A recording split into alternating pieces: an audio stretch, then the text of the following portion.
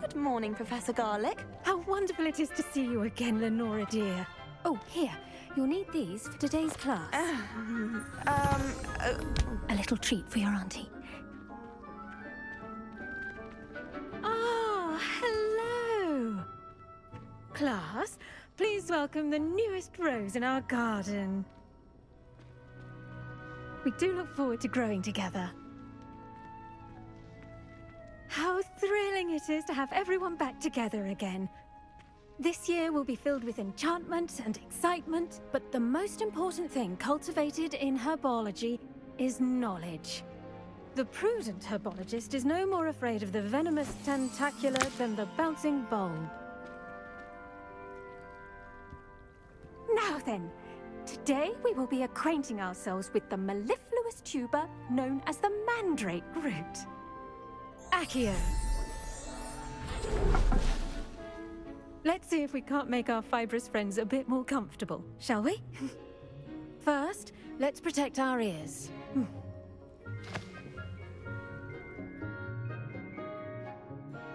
Now, everyone, grip their mandrake by the tendrils and give it a firm tug.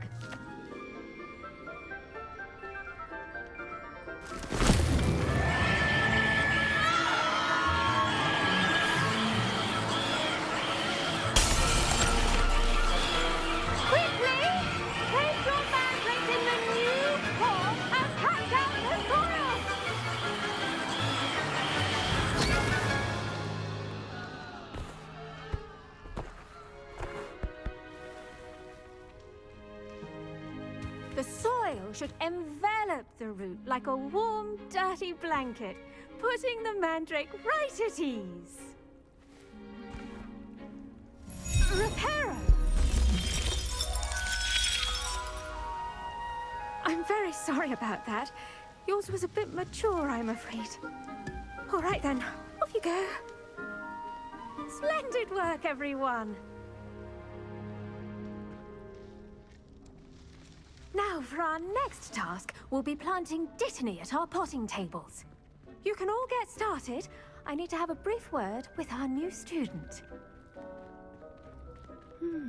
I wonder if hippogriffs like knotgrass. Yes, Professor? Firstly, well done with your mandrake. They can be rather difficult to get a grasp of. Actually, I enjoyed it. I couldn't help but catch your enthusiasm. How kind of you. It seems you're already taking to herbology like a mandrake to fresh soil. Now, as I mentioned, next we'll be planting dittany. Let us find you some seeds. I already have some, Professor. Picked them up in Hogsmeade. You visited the Magic Neep. Wonderful! A prepared student is bound to bloom. I've arranged for you to have your own potting table here in the classroom. Wasn't easy to spare one on such late notice. Plant the seeds there now, and you can return to harvest them later. Even with soil, sunlight, and a bit of magic, they will take time to grow. Let's see how to balance my star thistle arrangement. Niffler's fancy or roses?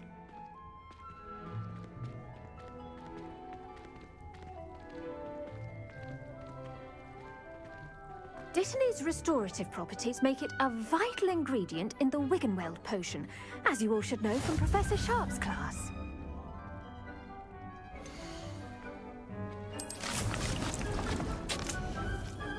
Well done! Once it can be harvested, your dittany will be ready to use in Wiggenweld potion. I'll let Professor Sharp tell you about that. Now, what say we branch out? Introduce you to a different sort of flora, the Chinese chomping cabbage. You'll find that some plants are better suited to uses outside of a cauldron. The cabbages do get testy without something to chew. Fortunately, I have a dummy for them to gnaw on. Be a dear and let them have a good chomping. Yes, Professor. They're in the other greenhouse. It's just at the end of the footbridge leading out of this room. Your classmate, Mr. Pruitt, has kindly offered to accompany you. Come back and see me when you're finished. Oh, and mind your fingers. They do bite.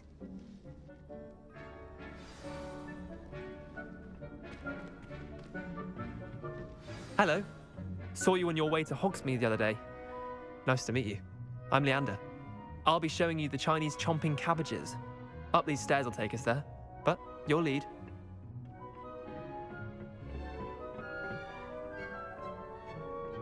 Nice work in Defense Against the Dark Arts, by the way. Excuse me? Your duel with Sebastian! And he's good. Thinks he's really good. But you outright slaughtered him. It was brilliant. Oh, well, thank you. I nearly put Sebastian in his place myself. I mean, I would have, if Hecate hadn't stopped me. Didn't she stop that dragon skull from crushing you? Typical Slytherin trick, dropping a dragon skull on someone during a fight. We Gryffindors fight with honor. And Hufflepuffs too. At least you did. Here we are, home of the Chinese chomping cabbage. Go on, grab a few of those cabbages. Just mind your... Now, see that dummy? Just toss the cabbages at it, and they'll do the rest.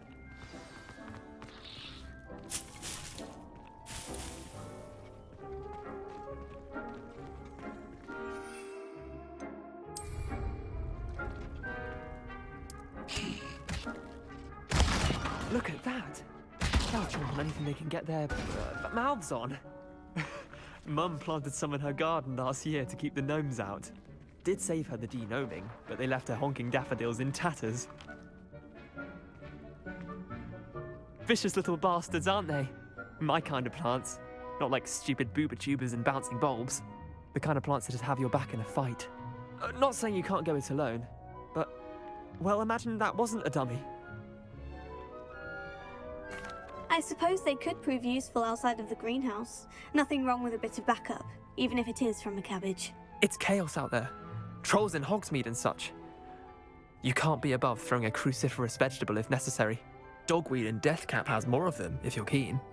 Other plants too. Ones your parents wouldn't plant in the garden. You get the idea. Anyway, we probably ought to head back to class.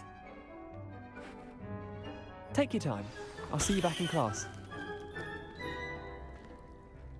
Revelio.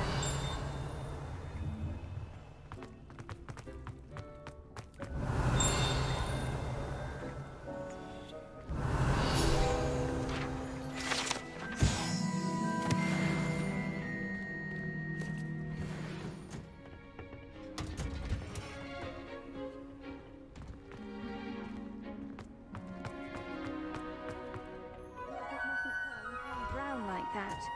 And with that helpful reminder as to why we should always wear our dragon hide gloves, I shall end our lesson here.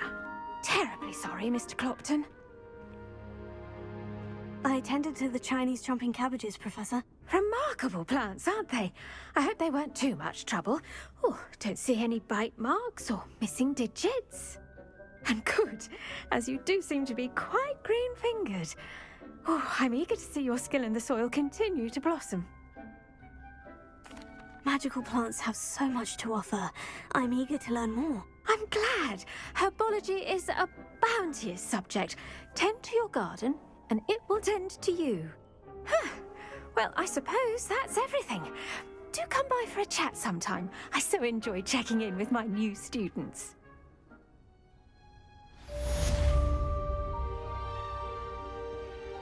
Hope those mandrakes are really relishing their new pots. Only cost me my damned hearing. To make anything grow, we must first understand it. That goes for plants as well as friendships. Kindness and concern are as necessary in the greenhouse as in the Great Hall.